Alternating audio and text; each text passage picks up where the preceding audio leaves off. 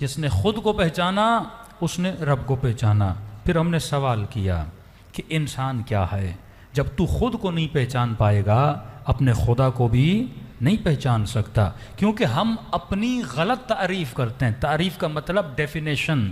مثلا بولا جائے ٹیشو کیا ہے تو آپ بولیں گے ٹیشو ایک ایسی چیز ہے چہرے پہ پسینہ آ جائے، ہاتھ گندے ہو جائیں یا صفا کرنے کے لیے بنا ہے۔ تو ایک چھوٹا سا ٹیشو پیپر بھی اگر کوئی فیکٹری بناتی ہے کسی پرپس کے لیے بناتی ہے، وداؤٹ پرپس ٹیشو پیپر نہیں بنا۔ کائنات میں جتنے درخت ہیں پرپس ہے، آکسیجن دیتے ہیں، مختلف کام کرتے ہیں، تو کیسے ممکن ہے خدا اس انسان کو بنائے وداؤٹ اینی پرپس؟ تو اگر کوئی یہ کہے مجھے بھی پرپس کے لیے پیدا کیا، اچھا کیا پرپس ہے تیرا؟ کہ میرا پرپس یہ ہے کہ میں کھانا کھاؤں، میرا پرپس یہ ہے کہ میں شادی کروں، میں اس لیے پیدا ہوا تاکہ بچے پیدا کروں، میں اس لیے پیدا ہوا تاکہ جاب کروں، کمانے جاؤں اور اس کے بعد مر جاؤں۔ تو اللہ کی آواز آئے گی اگر یہ کام کروانے ہوتے میں تجھے کیوں پیدا کرتا؟ گدھے آلریڈی یہ سارے کام کر رہے تھے۔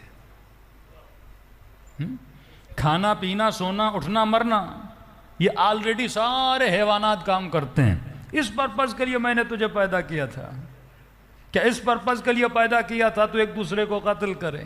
یہ تو حیوانیت ہے کہ حیوان اپنی شکم کو بھرنے کے لیے کسی پہ ظلم بھی کر دیتا ہے، وہ اپنے پیٹ کو بھرنے کے لیے اگلے پہ حملہ بھی کرتا ہے، وہ اپنے دفاع کے لیے لوگوں کو بھی مارتا ہے۔ تو اگر بھائی بھائی سے لڑے یہ حیوانیت ہے۔ اگر میں ایک پلاٹ کے لیے لوگوں کا دشمن بن جاؤں، 50,000 روپے کے لیے بندہ مارنے لگوں، تو تجھ میں اور حیوان میں کوئی فرق نہیں ہے۔ یہ انسان کے خلق کرنے کا پرپس نہیں تھا۔ جب ہم اپنی ہی ڈیفینیشن خود کو غلط بتاتے ہیں تو میں نے کہا ہم نبات نہیں، ہم درخت نہیں ہیں پر درخت کے کمالات کے حامل ہیں، ہم حیوان نہیں ہیں پر حیوانی کمالات کے حامل ہیں۔ اب سوال یہ ہے وہ کون سا کمال ہے جو میرے اندر ہے پر ان سب کے اندر نہیں ہے؟ وہ تو ہے۔ اس چیز کو تلاش کر کہ جو صرف تیرے پاس ہے حیوان کے پاس نہیں ہے، جو صرف تیرے پاس ہے درخت کے پاس نہیں ہے، جو صرف تیرے پاس ہے پتھر کے پاس نہیں ہے۔ تو ایک ہی کمال ہے۔ جب آپ یہ چیزیں دیکھتے جائیں گے، کمپیئر کرتے جائیں گے، پھر آپ کو نتیجہ نکلے گا کھاتا میں ہوں، کھاتا حیوان بھی ہے، لذت شہوت میں لیتا ہوں، لذت شہوت حیوان بھی لیتا ہے، میں اپنی روزی کی تلاش میں باہر نکلتا ہوں، حیوان بھی ایک لقمے کے لیے صبح سے شام تک باہر نکلتا ہے۔ تو یہاں تک تو میرا کمال نہیں ہے۔ تو مولا فرماتے ہیں کمال انسان یہ ہے کہ تو مہذب بننے کی صلاحیت رکھتا ہے، تو لامحدود تربیت پانے کی صلاحیت رکھتا ہے۔ حیوانات کے اندر ایمان کے درجات نہیں ہوتے کہ مثلا یہ بولا جائے جو حضرت عباس کا گھوڑا تھا اور جو حضرت امام حسین کا گھوڑا تھا اور جو حضرت مولا علی کا گھوڑا تھا، مثلا پہلے امام کا جو ذوالجناح تھا وہ ایمان کے 10ویں درجے پر تھا، تو حضرت عباس کا جو ذوالجناح تھا وہ ایمان کے 5ویں درجے پر تھا۔ اگر اس ذوالجناح کو ویلیو مل رہی ہے تو علی کی وجہ سے مل رہی ہے نا۔ گھوڑے جیسے ہیں، گھوڑے میں کیا فرق ہے؟ جو سواری دے حسین ابن علی کو اس کی ویلیو ہے۔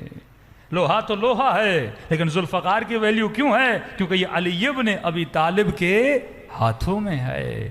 تیری ویلیو کب ہوتی ہے؟ جب تو اللہ کی اطاعت کرتا ہے، جب تو علم لامحدود حاصل کرتا ہے۔ سلمان جب آیا مولا علی کے پاس تو ایمان کے کتنے درجے پر تھا؟ کوئی خاص درجے پہ نہیں تھا سلمان، لیکن سلمان نے تہذیب لی اور ایمان کے کتنے درجے پر آیا؟ 10ویں درجے پر آیا۔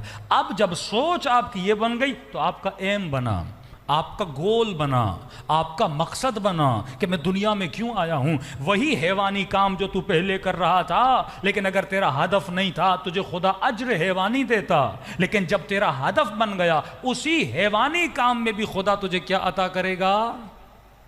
انسانی اجر عطا کرے گا۔ ایک کافر شادی کرے اس کی شادی میں اس کا کوئی اجر نہیں ہے، لیکن اگر مومن شادی کرے مولا کی آواز آتی ہے اس کی نماز کا ثواب دگنا ہو جاتا ہے، اس کا ایمان کامل ہو جاتا ہے۔ مولا سجاد نے فرمایا انسان کی عقل کامل ہوتی ہے جب شادی کرتا ہے، عقل کامل ہوتی ہے۔ فرمایا جو شادی نہیں کرتے پوری زندگی عقل ان کی ناقص رہ جاتی ہے۔ کئی روحانی لذتوں سے محروم رہ جاتے ہیں. ظاہر ہے شیطان کے پاس ایک چیز ہے جو بار بار اس ذریعے تمہیں کیا کرے گا؟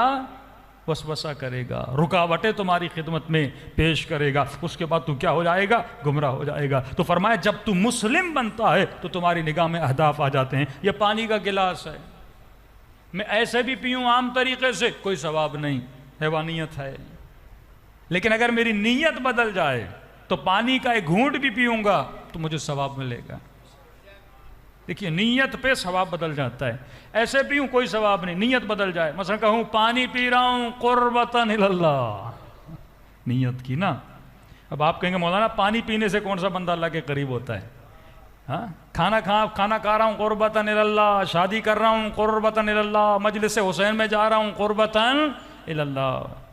پورے بندگی کا مقصد یہ ہے تو اخلاق خدا میں رنگ جائے.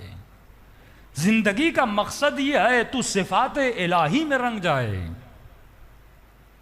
دنیا تجھے دیکھے پر اسے خوشبو علی کی آئے. ایسا اگر تو بن گیا. کس طرح قربتاً اللہ؟ پانی پی رہا ہوں تاکہ بدن میں توانائی آئے. توانائی آئے گی تو خلق خدا کی مدد کروں گا. توانائی آئے گی عبادت میں کھڑا ہو جاؤں گا. کھانا کھا رہا ہوں تاکہ طاقت ملے. طاقت آئے گی اللہ کی راہ میں کیا کروں گا؟ جہاد کروں گا. شادی کر رہا ہوں مولا تاکہ گناہ سے بچوں. گناہ سے بچوں گا تو عبادت میں لذت ملے گی. اولاد پیدا کر رہا ہوں تاکہ ایسی اولاد کی تربیت کروں جو بڑی ہو کے امام زمانہ کی فوج میں شامل ہو جائے. جب آپ کی نیت بدلی وہی نکاح کی لذت باعث عبادت بن جاتی ہے.